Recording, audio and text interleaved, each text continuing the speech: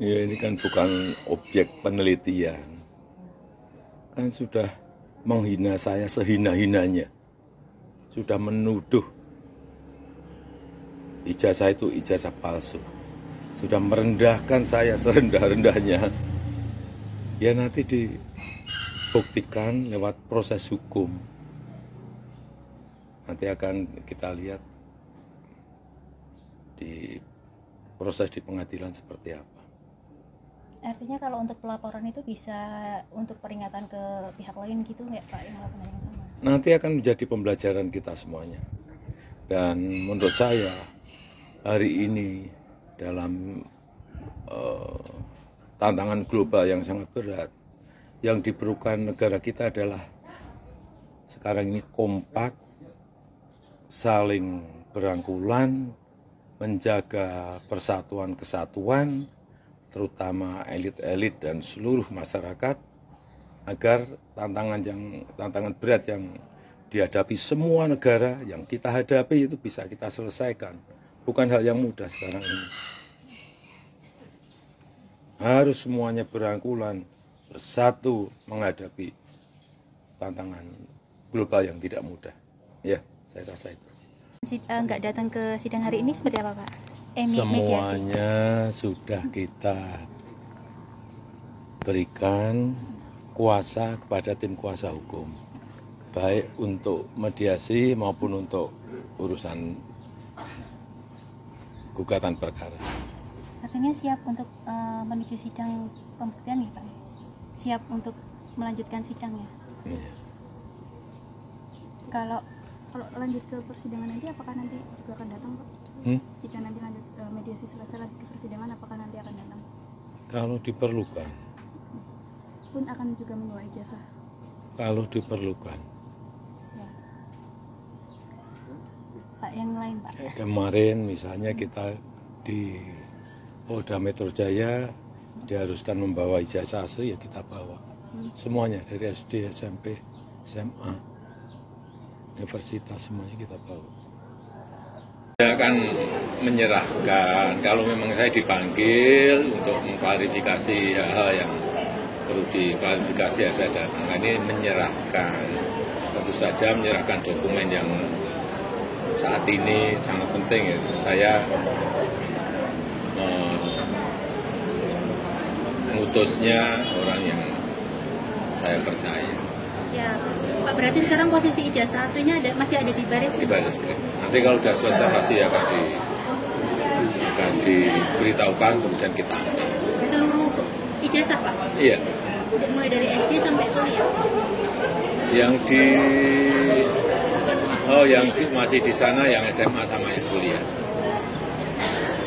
Supaya tahu ya, di baris krim itu ada aduan.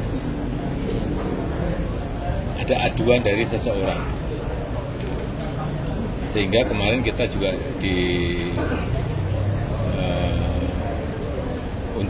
untuk menyerahkan berkas ijazah asli, baik yang universitas sama yang SMA, SMP, SD, kita berikan. Sampai sekarang masih di sana ijazahnya. Yang kedua ada yang kita melaporkan, itu di Polda Metro, itu beda lagi. Tolong ada lagi yang di sini di Solo, itu perdata, beda lagi. Teman-teman ini insya Allah mewakili rakyat Indonesia. Yang kita cari adalah kebenaran dan kejujuran. Jangan khawatirkan kami. Insya Allah kami sudah siap lillahi ta'ala. Akan tetap kita perjuangkan apa yang harusnya benar, kita katakan benar. Kalau memang itu tidak benar dan palsu, kita katakan palsu. Perkembangan menarik seperti tadi yang sudah saya infokan dan disampaikan langsung oleh Pak Ahmad Basirudin. Penting ini juga kebetulan Joko Widodo memberikan laporan langsung di Polda Metro Jaya. Itu bagus, berarti masuk perangkap. Berarti apa? Memang dia harus menunjukkan ijazahnya. Karena yang kita tuntut adalah ijazah yang disebut asli.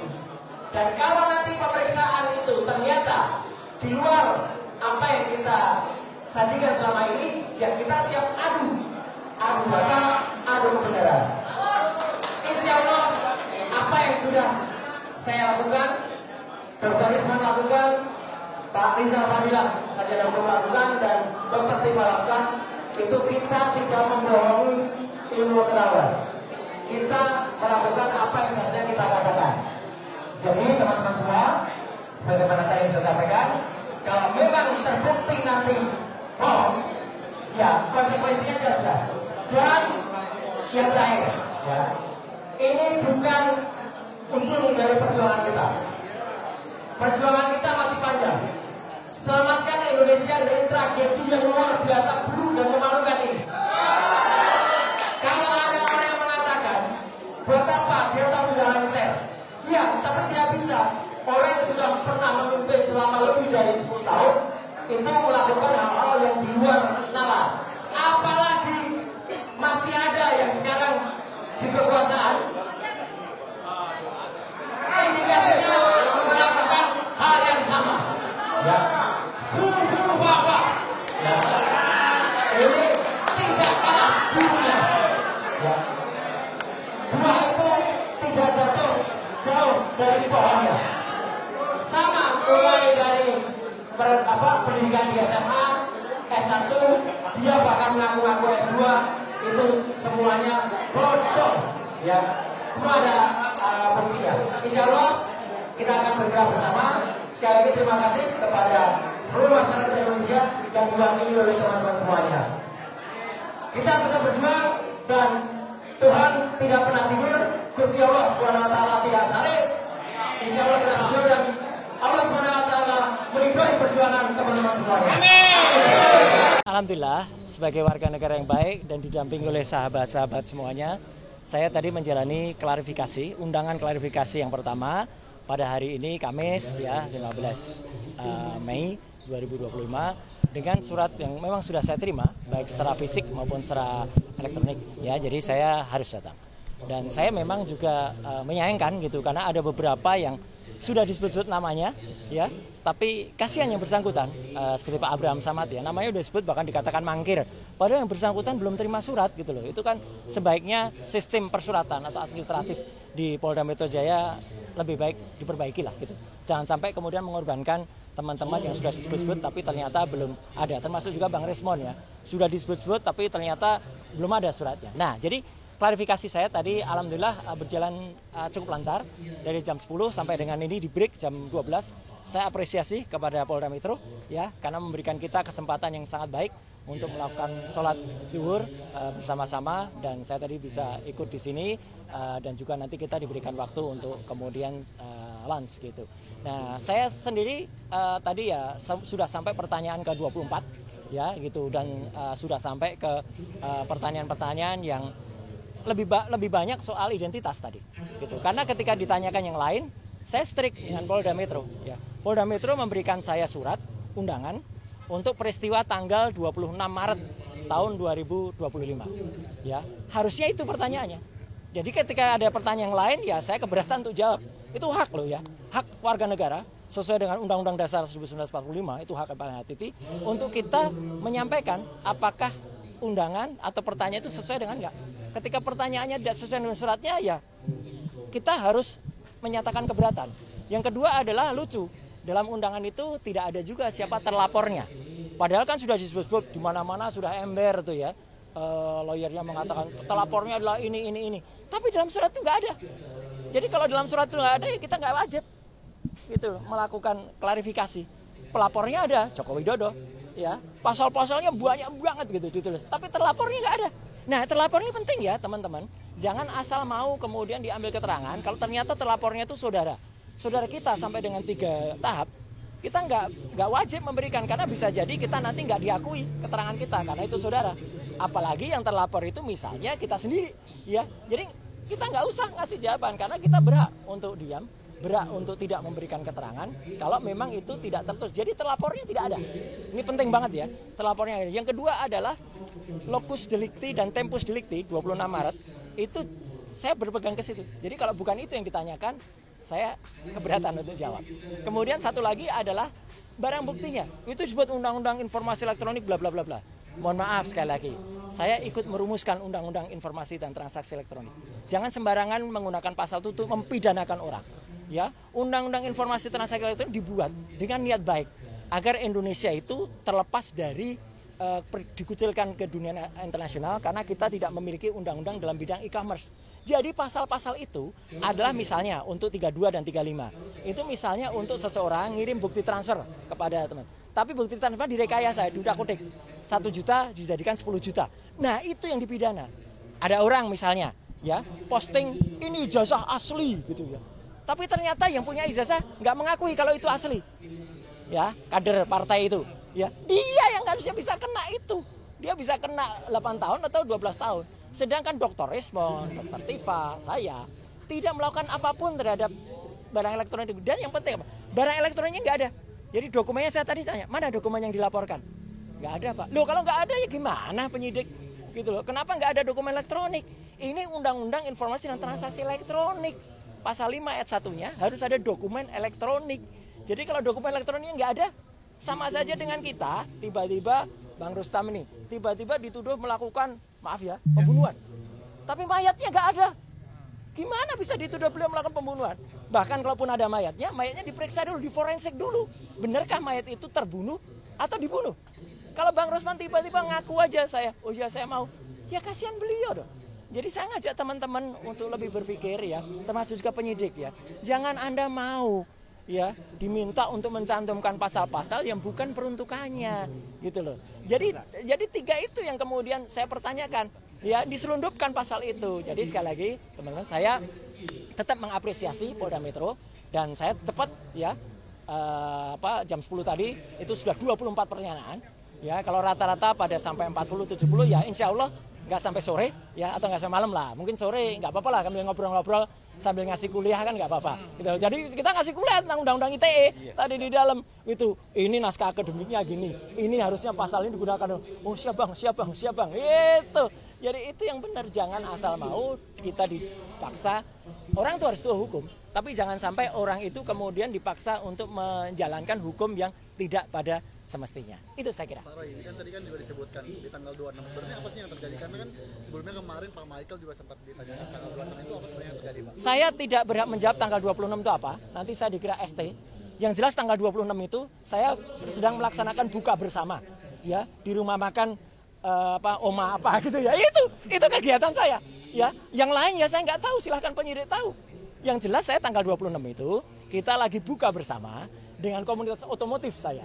Itu di rumah makan di daerah Kemang. Silahkan diperiksa di situ. Kalau ada CCTV saya cek di situ. Tapi perkara apa yang terjadi, silahkan ditanyakan ke yang lain yang tahu. Saya keberatan untuk menjebak teman-teman yang lain. Nggak boleh juga kita. Kita tuh di situ diajak jujur tapi juga harus cerdas. Jangan kita jujur tapi malah nyeret-nyeret yang lain. Gitu loh. Ya, jadi saya juga ajak jujur ke kepolisian. Ya, kalau pelapornya ada, terlapornya nggak ada, gimana ini laporan? Bisa, gitu ya. Oke, saya kira itu ya, Mas. Assalamualaikum warahmatullahi wabarakatuh. Waalaikumsalam. Salam sejahtera untuk kita semuanya. Di kesempatan sore hari ini, ya, sore ini jam berapa? Jam 3, ya. Saya secara pribadi dan kami secara keseluruhan itu mengaturkan terima kasih yang sebesar-besarnya, khususnya kepada Bapak Kapolri, ya, Pak Sigit, ya. Kapolda Metro Jaya, Pak Karyoto, dan semua penyidiknya yang telah menjalankan tugas secara sangat profesional. Kenapa sangat profesional? Ya, karena saya tadi memang melakukan apa yang menjadi hak saya untuk menjawab pertanyaan-pertanyaan dalam undangan klarifikasi, dan alhamdulillah penyidiknya, saya nggak perlu sebut namanya ya, itu adalah juga melakukan sesuai dengan apa yang saya katakan. Jadi saya menjawab dengan detail semua apa yang ditanyakan sepanjang itu berhubungan dengan surat undangan yang diberikan kepada saya. Ya, jadi artinya itulah makanya saya juga berharap ya agar polisi itu bisa presisi ya, jadi bisa profesional untuk melakukan tugas seperti ini. Jadi artinya kalau yang memang itu yang ada dalam surat undangan, ya itu yang kemudian ditanyakan, ya tidak menanyakan yang lain atau bahkan melebar ke hal yang lain. Jadi alhamdulillah ya saya tadi sudah menjawab dengan detail sampai sekitar 26 pertanyaan ya dengan jumlah halaman sekitar 22 lebih ya. Dan saya juga menyampaikan jawaban saya atas pertanyaan-pertanyaan pada laporan. Dan saya juga saya tadi juga sampaikan dalam jawaban ya. Saya harap tugas profesional polisi itu persis sama yang dilakukan terhadap saudara pelapor ya. Pelapor itu melaporkan belum ada yang terlapor gitu. Jadi melaporkan atau membuat laporan ini pada tanggal 30 April 2024 dan langsung terbit hari itu juga ya surat perintah penyelidikan pada tanggal yang sama. Ini luar biasa. Ya, kalau ini dilakukan untuk semua masyarakat tentu akan sangat senang karena laporan bisa cepat dan kemudian tegas, presisi langsung. Hari itu juga lapor ke SPKT, hari itu juga langsung buat BAP, hari itu juga kemudian terbit surat perintah penyelidikan dan bahkan undangan. Ya, jadi saya harapkan sikap itu juga ada pada semua pelaporan yang ada. Jadi jangan membedakan masyarakat yang ada. Jadi kami ini juga dengan cepat juga diberikan undangan klarifikasi, tapi juga kami juga cepat juga bisa diselesaikan karena kita sama-sama insya Allah kita mengerti hukum. Ya, kalau kita mengerti hukum ya begini. Jadi artinya apa yang ditanyakan, apa yang dijawab, saya tidak perlu menjawab apa yang tidak ditanyakan, apa yang tidak ada dalam surat. Itu aja saya kira. Konfirmasi Mas, ya. Pelapor di tanggal 30 itu siapa? Pelapor di tanggal 30 itu yang saya baca tadi itulah insinyur tulisannya gitu ya. Ya, Insinyur Haji Joko Widodo. Tadi yang digali oleh penyidik di dalam apa saja yang terkait dengan laporan itu?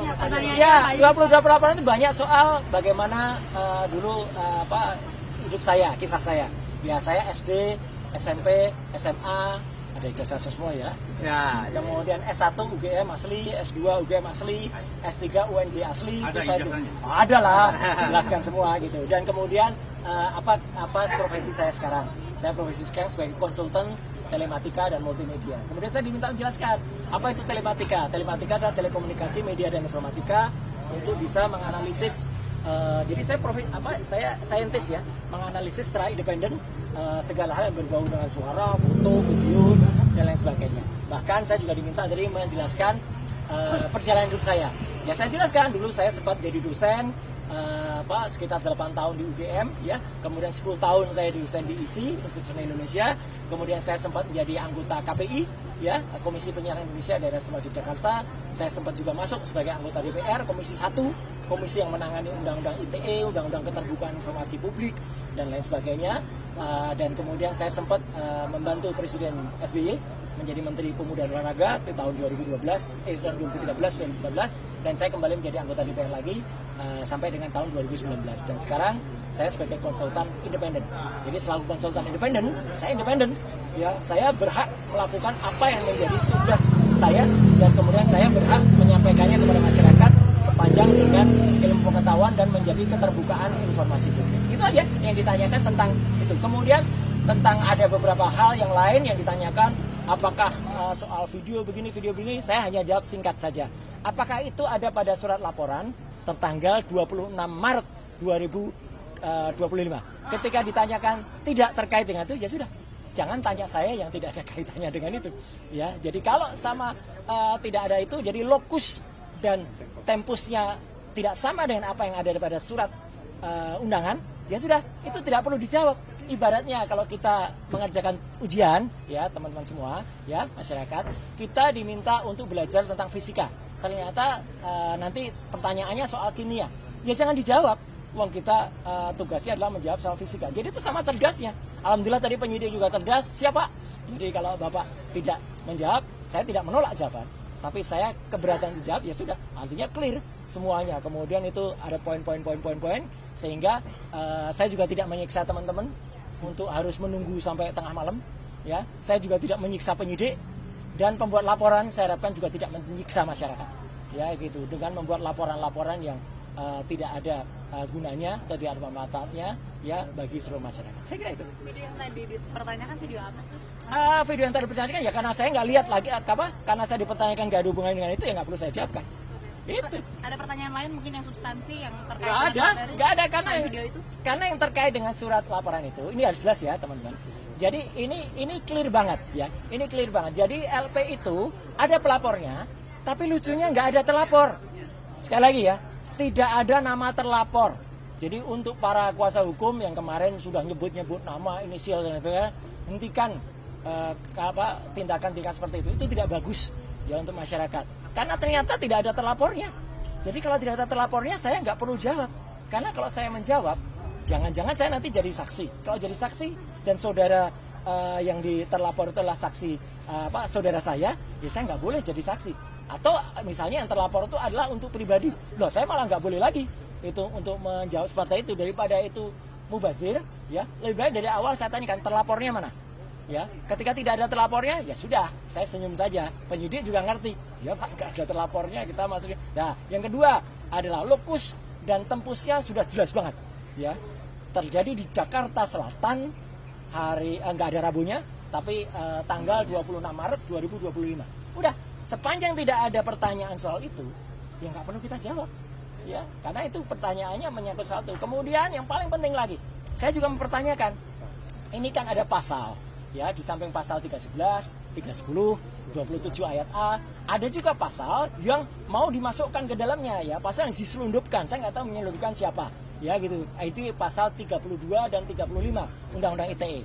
Kebetulan dulu saya ikut merancang Undang-Undang ITE bersama teman-teman yang lain. Pasal itu tujuannya, sekali lagi saya ulangi, adalah untuk transaksi elektronik supaya Indonesia itu diselamatkan dari perdagangan internasional dan kita bisa ikut. Bukan pasal untuk mempidanakan orang. Jahat sekali kalau ada orang menggunakan pasal itu untuk mempidanakan seseorang. Kayak dulu kasus Mbak Prita Mulyansari. Jahat sekali. Ya, Omni Batavia waktu itu mempidanakan Mbak Prita gitu loh. Sama dengan ini. Karena pasal itu ancamannya sangat tinggi. Dan pasal itu misalnya, saya kasih contoh. Ada orang ya mentransfer 1 juta. Kemudian dalam bukti transfernya, saya ubah jadi 10 juta. Itu saya bisa kena pasal itu di pasal 32. Ada orang memposting sebuah dokumen elektronik, namanya ijazah misalnya. Dia katakan itu asli. Gitu.